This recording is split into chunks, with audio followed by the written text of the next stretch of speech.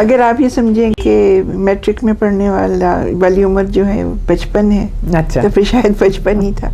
लेकिन ये है कि मैंने छपवाई नहीं थी कहानियाँ। मेरे वालिद ने कहीं से सुना कि मेरी कहानी कोई छपी है, फिर उन्होंने वो मैगज़ीन लिया, उन्होंने पढ़ा, फिर आके उन्होंने मुझे बहुत प्यार किया। उन्होंने कहा मुझे तुमने सबसे पहले क्यों नहीं बताया। मुताला जो है इसका बहुत असर होता है लिखने पर, और उसके बाद ये कि जितना ज़्यादा इंसान लिखे उतना मेरा ख्याल है कि बेहतर होता चला जाता है। तो आपके ज़माने में अच्छा लिखने वाले लोग हैं जिन्हें आप समझती हैं कि बहुत अच्छा लिखते हैं, अगर वो आपकी चीज़ अप्रिशिएट करें तो फिर आपको कुछ थोड़ा सा कॉन्फिडेंस हो जाता है। क्योंकि मैं समझती हूँ कि खुलूस और सच्चाई जो है ये बुनियादी इंग्रेडिएंट है कहानी का, इसके बगैर कहानी लिखी नहीं जा सकती। मुझे अपने नाअहल और जाहिल होने का उस वक्त एहसास हुआ जब मैं खालदा हुसैन के सामने बैठी। इतनी पढ़ी लिखी, इतनी सुलझी हुई, इतनी बाअदब खातून, उनसे बात करते हुए मैं डर रही थी, लेकिन कुछ ठीक ही होगी बातें। Ladies and gentleman, Khalda Hussain. Khalda, आप ये बताइएगा कि लिखने लिखाने का सिलसिला कब शुरू हुआ? क्या आपने भी पहली कहानी अपनी, जिस तरह कोई कहते हैं जी 3 साल की उम्र में लिखे, बचपन में लिखा है? नहीं, बचपन में, अगर आप ये समझें कि मैट्रिक में पढ़ने वाली उम्र जो है 55 है, अच्छा, तो फिर शायद 55 ही था। लेकिन ये है कि मैंने छपवाई नहीं थी कहानियाँ। अच्छा, क्योंकि मुझे किसी बहुत ही अक्लमंद इंसान ने ये नसीहत की थी कि जब तक कि तुम बहुत अच्छा ना लिखने लगो छपवाओ मत। तो क्या अब आप बहुत अच्छा लिखती हैं? नहीं, बहुत अच्छा तो नहीं लिखती मैं, लेकिन ये है कि शुरू की चीज़ें मैंने नहीं छपवाई। तो फिर ये किस वक्त आपको एहसास हुआ कि अब मैं छपने लायक हो गई? ये इस तरह हुआ कि जब मैंने एक अच्छे रिसाले में अपनी कहानी भेजी और वो वापस नहीं आई, तो मैंने सोचा कि ठीक, उस ज़माने में कहानियाँ वापस आया करती थी। अच्छा, अब रिवाज नहीं है। अब तो किसी चीज़ का ना छपना बहुत बड़ी खबर है, तब छपना बहुत बड़ी खबर होता है। अच्छा, तो फिर थोड़ा सा याद करें, क्या महसूस हुआ जब पहली दफ़ा कहानी छपी? बहुत खुशी हुई अपनी प्रिंटेड चीज़ देख के, तो इतनी खुशी होती है कि मेरा ख्याल है कि वैसी खुशी कंपेयर नहीं कर सकते हम उस खुशी को किसी और खुशी के साथ। उस वक्त तो आप खालदा हुसैन नहीं होंगी? नहीं, खालदा असगर थी आप। तो आपने सबसे पहले किसको दिखाया वो अपने अलावा? सबसे पहले तो मैंने छुपाया था। अच्छा, क्यों? यही मुझे ये कुछ कॉन्शियसनेस थी कि पता नहीं कैसी चीज़ लिखी है और घर में सबका क्या रिएक्शन होगा। लेकिन मेरे वालिद ने कहीं से सुना कि मेरी कहानी कोई छपी है, फिर उन्होंने वो मैगज़ीन लिया, उन्होंने पढ़ा, फिर आके उन्होंने मुझे बहुत प्यार किया। उन्होंने कहा मुझे तुमने सबसे पहले क्यों नहीं बताया। तो उसके बाद फिर मेरी सहेलियों ने, सब ने पढ़ी। अच्छा, ठीक है। और वो कहानी क्या थी? दिल दरिया। अच्छा, अदब लतीफ़ में छपी थी। अदब लतीफ़ में। जी। ये बताइए खालदा आपा कि चलें, बचपन में तो आदमी लिख लेता है, कभी खैर कुड़ियों की कहानी तो खैर नहीं, लेकिन बहुत सी बातों से चलते फिरते इंस्पायर हो जाता है। लेकिन जब लिखने वाला कदरे मचोर हो जाए, आपकी मैं बात करूँगी, तो आपकी इंस्पिरेशन कहाँ से आती है? मेरी इंस्पिरेशन जो है ये कोई गैर मामूली वाक़यात से या उन चीज़ों से कभी भी नहीं होती। मेरी ये है कि जो रोज़मर्रा ज़िंदगी की चीज़ें हैं, वाक़यात हैं, उनसे मैं अक्सर इंस्पायर होती हूँ। क्योंकि मुझे जो मानूस चीज़ें हैं उनमें नामानूस चीज़ें नज़र आने लगती हैं, और मुझे ये एहसास होता है गोया ये सब चीज़ें जो मेरे गिर्द फैली हुई हैं, इन्हें मैं पहली दफ़ा देख रही हूँ। कुछ अजीब सी वो इंकशाफ किसी कैफियत होती है, तो उससे फिर मैं लिखती हूँ। मेरी कहानियों में, अगर शायद आपने कभी पढ़ी हो, क्योंकि मैं शर्मिंदा हूँ, मैंने थोड़ी पढ़ी। नहीं, आप शर्मिंदा नहीं हो, अक्सर लोग नहीं पढ़ते। जी। तो वो ये है कि रोज़मर्रा ज़िंदगी की जो चीज़ें हैं उनका जो जलाल और जमाल या उनकी डेप्थ जो है वो होता है मेरा मौजू। क्योंकि मैं नहीं समझती कि हर इंसान की ज़िंदगी में कोई बहुत गैर मामूली वाक़यात होती हैं। वाक़यात तो आम से होती हैं और ज़िंदगी भी सबकी देखी भाली होती है, लेकिन उन मनाजिर के अंदर कुछ होता है जो हम अक्सर नहीं देखते और कभी किसी लम्हे में वो नज़र आने लगता है। खालदा आपा, अगर ये तो आपने बताया, मुझे आप ये बताइए कि लिखने की सलाहियत जो है, या क्या आप इसको स्किल कहेंगी? क्या ये प्रैक्टिस होती है? क्या ये बिल्कुल पॉलिश होती है, साफ बहुत ज़्यादा? क्योंकि एक तो ये एक सीधी सी बात ये है कि ये इनबॉर्न होती है, गिफ्टेड, एक सलाहियत थोड़ी सी मिलती है, ठीक है, कुदरत की तरफ से। ठीक। लेकिन उसके बाद जो हमारा 80% मेरा ख्याल है काम है, वो उसको डेवलप करना और उसको पॉलिश करना और उसके लिए मेहनत करना। अच्छा, डेवलप करना, पॉलिश करना कौन करता है? पढ़ने वाला खुद करता है, लिखने वाला खुद करता है, या पढ़ने वाला करता है, या कोई और? लिखने वाला इस तरह करता है कि वो ज़्यादा से ज़्यादा पढ़ता है। मुताला जो है इसका बहुत असर होता है लिखने पर। और उसके बाद ये कि जितना ज़्यादा इंसान लिखे उतना मेरा ख्याल है कि बेहतर होता चला जाता है। आपकी कहानी कैसे जन्म लेती है जहन में? मतलब कोई खाका बनता है? नहीं, खाका नहीं बनता मेरे। फ्री स्टाइल बिल्कुल? या अक्सर कभी होता है कि कोई मंज़र,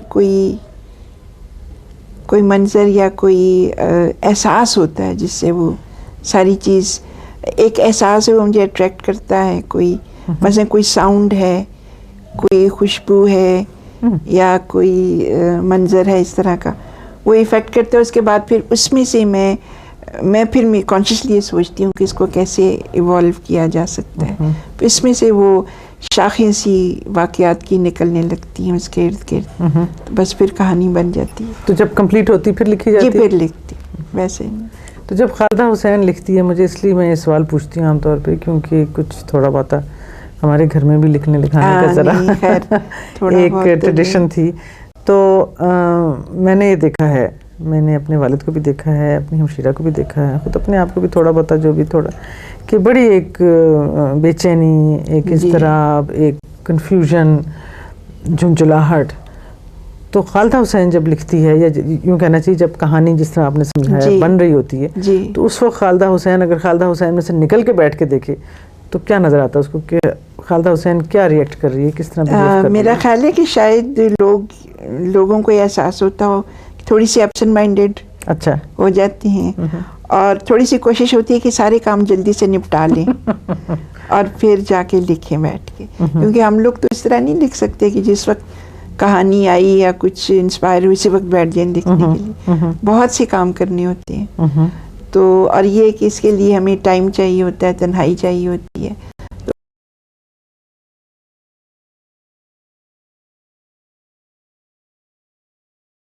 तो लिख लिया, बहुत कोई तन्हाई और यकसुई थोड़ी सी जो बड़ी मुश्किल होती है हासिल करनी, उसमें फिर लिखती। तो फिर अगर मैं पूछूं कि खालदा हुसैन किसके लिए लिखती है? अपने लिए लिखती है क्या? अपने लिए नहीं। मैं ये समझती हूँ कि हर लिखने वाले के रीडर्स होते हैं, किसी के कम होते हैं, किसी के ज़्यादा। पॉपुलर अदब जो होता है वो बहुत ज़्यादा लोग पढ़ते हैं, बहुत।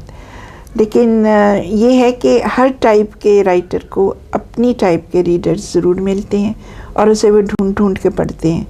और मुझे जो लोग पढ़ते हैं, कुछ लोग मुझे बताते भी हैं उन्होंने पढ़ा और कैसा अपनी राय भी देते हैं, तो इससे फिर मुझे बड़ी खुशी होती है कि इस टाइप के लोगों ने मुझे पढ़ा और पसंद किया। आप एक खातून राइटर हैं जी। क्या आप महसूस करती हैं कि एक खातून राइटर मर्द किरदार से इंसाफ करता है, या एक मर्द राइटर अपनी ख़वातीन किरदार से इंसाफ करता है, या आप सिर्फ महसूस करती हैं कि आप ख़वातीन ही के बारे में बेहतर लिख सकती हैं? पता नहीं, एक आइडिया है। शायद आपको ये हैरत हो सुन के कि मेरी जो शुरू की कहानियाँ हैं, तक 10-15 कहानियाँ मेरा ख्याल, बल्कि इससे भी ज़्यादा हैं, वो मैंने मुज़क्कर के सीगे में लिखी हुई हैं, और जो बहुत ज़्यादा पॉपुलर भी हुई हैं, जिसकी वजह से मतलब लोगों को ख़्याल आया कि शायद मैं अच्छा लिख सकती हूँ। तो वो कहानियाँ मैंने तो एक मुज़क्कर के सीगे से और एक मर्द के पर्सनालिटी के व्यू के साथ लिखी हैं सारी। और उसके बाद फिर अब ज़्यादातर मेरी ये होती है कि ख़वातीन के बारे में ही होती हैं, लेकिन जो मैंने मर्द किरदारों के साथ लिखी हैं कहानियाँ, वो लोगों ने ज़्यादा उनको अप्रिशिएट किया है। और आपने इंसाफ किया, आप समझती हैं आपने मर्द की जात से इंसाफ? कभी कभी नहीं, उसमें दरअसल इंसाफ और नाइंसाफ़ी का पहलू कोई उठता नहीं है, लेकिन कभी कभी मुझे ये लगता है अब कि शायद मर्द जो हैं वो इस तरह नहीं सोचते या इस तरह नहीं महसूस करते होंगे जिस तरह आपने जिस तरह कि मैंने तसव्वुर किया।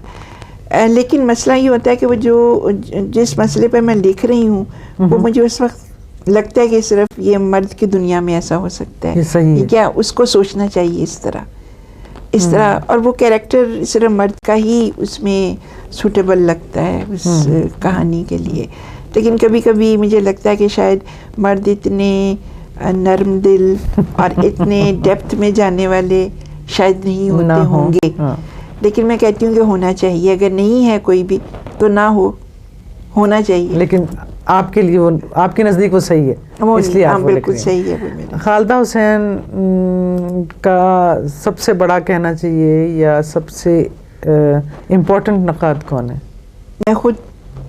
अच्छा, बड़ा मुश्किल काम है। बहुत मुश्किल काम है। नहीं, हांडी पका के कहना इसमें नमक ज़्यादा है, इसमें ज़्यादा दुनिया के मुझे फ़ौरन पता चल जाता है कि कहानी कहाँ कमज़ोर है, कहाँ पे ये नहीं होना चाहिए था लेकिन है। और अव्वल तो इसलिए मैं लिखती बहुत कम हूँ, कम लिखा है मैंने लोगों की निस्बत। मेरे साथ के जो लिखने वाले हैं उन्होंने बहुत लिखा है और इसका मुझे वैसे रंज भी बहुत है कि मैंने बहुत कम लिखा है। लेकिन मेरे अंदर का जो क्रिटिक है वो इतना ज़्यादा एक्टिव है कि लिखने नहीं देता मुझे, ज़्यादा कम लिखती हूँ मैं इसीलिए। और अपनी कहानी की कमज़ोरियों का मुझे खुद ही पता चल जाता है, और जब कोई दूसरा कहता है तो फिर मैं कहती हूँ देखा कितना चालाक है इससे पता चल गया। तो यानी अभी आपने बताया ना कि लिख लिया आपने, जी, बहुत कथारसिस होता है, आपने लिख के रख दिया। बिल्कुल। फिर जब दोबारा नक्काद की नज़र से आप पढ़ती हैं तो फिर क्या कुछ टाइम लैप्स आता है, हफ्ते बाद, 2 दिन बाद, 4 दिन? मैं कोई 3-4 उसके ड्राफ्ट तैयार करती हूँ। अच्छा। एक ही दफ़ा तो नहीं लिखती मैं, 3 दफ़ा तो कम से कम लिखती हूँ कहानी को। और उसमें फिर बहुत ज़्यादा तब्दीलियाँ नहीं मैं करती, इसमें लैंग्वेज की मैं करेक्शंस या कुछ करती हूँ। और लेकिन ये है कि मैंने किसी के इन्फ्लुएंस में आकर आज तक कभी अपनी कहानी में एक लफ्ज़ भी नहीं बताया। हाँ, खालिदा हुसैन को किसने सिखाया? खालिदा हुसैन को किस तरह पता चला कि मैं अच्छा लिख सकती हूँ? छपने वाली बात तो आपने की, वो तो मैं समझ गई। जी। लेकिन ये जो अंदर की सेटिस्फेक्शन होती है, इसकी आप बात करती हैं, ये खुद अंदर से जो महसूस करता है कि आज सही हुआ। जी, ये कुछ इंट्यूटिव सी बात होती है। और फिर ये कि जो उस वक्त आपके ज़माने में अच्छा लिखने वाले लोग हैं, जिन्हें आप समझती हैं कि बहुत अच्छा लिखते हैं, अगर वो आपकी चीज़ अप्रिशिएट करें तो फिर आपको कुछ थोड़ा सा कॉन्फिडेंस हो जाता है कि हाँ मैंने कुछ लिखा है। ये बताइए कि आप माशाल्लाह माँ भी हैं। जी। मेरे ख्याल में नानी। जी, मैं नानी भी हूँ, दादी भी हैं, दादी भी हैं माशाल्लाह, और बीवी भी हैं, ज़ाहिर बहन भी हैं, भाभी भी हैं, सब कुछ है। तो इस और औरत ज़ाहिर है फिर उसमें ये तो उसमें फिर खालिदा हुसैन अपना टाइम कहाँ गया जिसमें ये एक, मैं तो कहती हूँ पूरी चौमुखी लड़ाई नहीं होती, वो लड़नी पड़ती है। सारा वक्त आपको हर तरह से अपने आप निभाना पड़ता है, बहुत मुश्किल काम है बहुत। और किसी तरफ से भी आपको ये पूरी तरह इत्मीनान नहीं होता कि आपने अपना कोई रोल मुकम्मल किया, पूरा किया कि नहीं किया। बिल्कुल, ये बात तो ठीक। फिर किसी वक्त ये लगता है कि सब अपने असली रोल में इंसान अपने आप को देखे कि असल में वो क्या है। ये बड़ी अजीब सी फीलिंग होती है। ये बताइए कि आप पढ़ाती हैं? जी। मेरे ख्याल में ज़ाहिर है एडल्ट्स को पढ़ाती हैं। जी। तो उसमें मज़ा आता है कि आप महसूस करती हैं कि जो आप लिखती हैं उसका उससे कोई लिंक बनता है? नहीं, उसके साथ मेरे लिखने के साथ कोई ताल्लुक़ नहीं है। ये कुछ बड़ी बदकिस्मती की बात है कि जिन लोगों को मैं पढ़ाती रही हूँ उन्हें कोई अदब का शौक़ नहीं है और वो सिर्फ नंबर लेने के लिए, आगे दाखिले लेने के लिए पढ़ते हैं, उसमें कोई नहीं। खालिदा आप लिखने वाले, जिस तरह एक गाने वाले को एक सुनने वाला चाहिए, उसी तरह मेरे ख्याल में एक लिखने वाले को एक पढ़ने वाला चाहिए। ज़रूर चाहिए। हमारे मुल्क में बदकिस्मती से पढ़ने वाले एक तो हैं ही बहुत कम, और फिर सराहने वाले शुरू से कम। कभी कभी महसूस होता है आपको कि आप क्यों कर रही हैं, एक वैक्यूम है? जी, बहुत महसूस होता है। जी चाहता है कि बहुत हों लोग पढ़ने वाले, बहुत पढ़ें, और पढ़ना लिखना जो है ये हमारी ज़िंदगी में इसका एक मकाम हो कोई, लेकिन लगता नहीं कि आइंदा हो कभी, बहुत मुश्किल ही लगता है मुझे। इस वक्त अगर मैं आपसे पूछूं कि आपके कैरेक्टर्स जब भी आप लिखने बैठते हैं तो कुछ तो आपने बताया कि कोई भी चीज़ आपको इंस्पायर करेगी, खुशबू करेगी, आवाज़ करेगी, कुछ और चीज़ करेगी, तो फिर कैरेक्टराइजेशन जब आप बनाती हैं तो क्या कैरेक्टर्स की शक्ल बाकायदा आपके सामने आती है, जिससे आप लोग कहते हैं ना जब हमने उसको देख के उस बंदे से इंस्पायर होकर वही कैरेक्टर, तो आपके साथ भी कुछ ऐसे ही होता है? जी, कभी तो वैसे मैंने ऐसी कहानियाँ भी मैं लिखती हूँ जिनमें कि वाकई कैरेक्टर्स होती हैं रियल, लेकिन ज़ाहिर है कि बिल्कुल ये ट्रू टू लाइफ तो नहीं होते, इसमें बहुत कुछ ऐड करना पड़ता है, बड़ा कुछ कैरेक्टर। और लेकिन कभी कभी ये होता है कि सारे बिल्कुल ही इमेजिनरी होते हैं, और इसीलिए मुझे लोग कहते हैं कि सिंबॉलिक लिखती हूँ। मेरे कई कैरेक्टर्स ऐसे हैं जो सिंबॉलिक हो जाते हैं। आप मुझे अदबी महफिलों में या इस किस्म की जगहों में बहुत कम नज़र आती हैं। जी, बहुत कम जाती। तो ये दानिस्ता तौर पे? जी हाँ, दानिस्ता नहीं, मेरी ज़िंदगी के सेटअप में ये नहीं है। बस कोई दानिस्ता ही नहीं, कोई बहुत ही मैं ख़ास तौर पे नहीं जाती वहाँ पे, लेकिन ये बल्कि दरअसल बुनियादी तौर पे मैं समझती हूँ कि इंसान का जो लिखा हुआ काम है उससे उसकी पहचान होनी चाहिए, और इसलिए ये है कि सिर्फ इसलिए कि हम जाने जाएं, पहचाने जाएं, खुदनुमाई आपके मेहमान में वो आपका उससे मुझे पर्सनालिटी का हिस्सा नहीं, बहुत ही कम घबराहट होती है। मुझे कभी कभी एहसास होता है कि जो भी लिखने वाला होता है वो अगर, किस तरह मैं बयान करूँ, वो अगर अपने पढ़ने वाले से सच्चा ना हो, ऑनेस्ट ना हो, तो फिर बात आधी रह जाती है। अगर उसका दिल ये चाह रहा है या उसके अंदर से जो है वो चाह रहा है कि मुझे इस वक्त ये लिखना चाहिए, और वो कुछ जो भी उसकी मजबूरियां हैं उसकी वजह से वो लफ्ज़ इस्तेमाल ना कर सके, वो इजहार ना कर सके, तो फिर एक थोड़ा सा उसमें हिपोक्रेसी का एक लेवल आ जाता है। तो खालिदा हुसैन कभी कभी रुकती है कि ये मुझे नहीं लिखना चाहिए, ये मैं नहीं लिख सकती, नहीं मुझे मेरा नाम इस पे आ जाएगा, ऐसा नहीं हुआ कभी। मैं तो क्योंकि मैं समझती हूँ कि खुलूस और सच्चाई जो है ये बुनियादी इंग्रेडिएंट है कहानी का, इसके बगैर कहानी लिखी नहीं जा सकती। वो फिर आप ऐसे ही अगर खाना पूरी करना चाहें तो और बात है, अगर आप वाकई लिखना चाहती हैं तो आपको एक तो सच्चा होना पड़ेगा, मुखलिस होना पड़ेगा, और कोई लगी लिपटी वाली बात नहीं। मतलब कहने के तो बहुत से अंदाज होती हैं, लेकिन बुनियादी तौर पर अपने साथ आपको अगर सच्चा रहना पड़ता है तो आप सच्ची बात ही करती हैं, गलत बात तो नहीं कर सकते। और आप अपने साथ मैं तो कोशिश लिखती इसीलिए हूँ क्योंकि शायद आम जिंदगी में तो इतनी सच्ची नहीं हूँ। एक ये वक्त होता है जबकि सच्चा होना पड़ता है। ये मुख्तलिफ वक्तों में पाकिस्तान पे पाबंदियाँ रही हैं, पाकिस्तान के लिखने वालों पर पाबंदियाँ थी, इजहार पर पाबंदी थी, बोलने पे थी, वगैरह वगैरह। जी जी। तो ये लिखने वाले के लिए बहुत मुश्किल होता है कि जब उसको हर तरफ से एक तरह से घेरे में डाल दिया जाए, कहे कि या तो ये लिखो या ना लिखो, जी इजहार करो तो इस तरह करो वरना मत करो। जी एक तख्लीकी आदमी के लिए बहुत मुश्किल होता है। आप जाहिर है आप भी उन वक्त से गुजरे हैं, तो कैसा महसूस होता है आप? क्या आपने उस ज़माने में लिखना छोड़ दिया या नहीं लिखा, या खामोशी से लिखती रही, या छपा नहीं, या कोई आपका टकराव नहीं हुआ? डिक्टेशन तो मैं किसी से नहीं लेती, आज तक नहीं ली। लिखा मैंने वही है जो मैंने सोचा कि ये सही है, लेकिन समहाउ वो सब कुछ लिखा इस तरह गया है कि उसमें कोई मुझे रुकावट नहीं पेश आई। इसी तरह लिख सकी हूँ, मैं लिखती रही हूँ। आपकी फैमिली का इस सारे आपके एक पैशन में जी क्या रोल रहा है, सपोर्ट रोल रहा है? क्योंकि शादी करने के बाद जाहिर है बच्चों ने आपका वक्त लिया, शौहर ने लिया, घर ने लिया, तो एक सपोर्ट सिस्टम आपको वहाँ मिला, एक एनवायरनमेंट आपको वहाँ मिली जिसने आपको आगे चलाया? जी इसमें यह है कि रुकावट कोई नहीं आई और मैं खुद से अपना सारा करती रही हूँ, और इसके लिए मुझे कोशिश ये करनी पड़ी कि मैं मतलब मुताला बहुत ज़्यादा किया है, पढ़ती बहुत रही हूँ और फिर लिखती भी रही हूँ, और लोगों की तरफ से कोई रुकावट नहीं आई, तो इसलिए काम चलता गया। अब ये तो नहीं है कि वो लोग मुझे आके हेल्पफुल हों किसी चीज़ में या कोई इस तरह की कोई बात नहीं है, कि ये कि रुकावट भी नहीं बनती। रुकावट भी नहीं है। चलिए आज की खालिदा हुसैन में और 25-30 साल पहले की खालदा असगर में, अगर मैं आपसे कहूँ कि थोड़ा सा अपने आप को देखिए, अपनी राइटिंग को, जी, तो क्या फ़र्क महसूस करते हैं? मेरा ये ख्याल है कि अब मैं औरत के हवाले से ज़्यादा सोचती हूँ, और जो मेरे मेन कैरेक्टर्स हैं वो औरत के हैं।